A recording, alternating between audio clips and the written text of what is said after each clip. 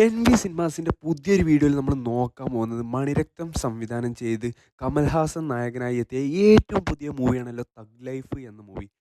നമ്മൾ ഇപ്പോഴാണ് ഗൈസ് ഈ സിനിമ കണ്ട് തിയേറ്ററുകളിൽ നിന്ന് ഇറങ്ങിയത്. ഒറ്റ വാക്കിൽ ഈ സിനിമയെക്കുറിച്ച് പറയാനുള്ളത് എന്തെന്ന് വെച്ചാൽ കമൽഹാസൻ്റെ ഒരു കംബാക്ക് ആവും എന്ന് നമ്മൾ 100% വിചാരിച്ച ഒരു സിനിമയായിരുന്നു.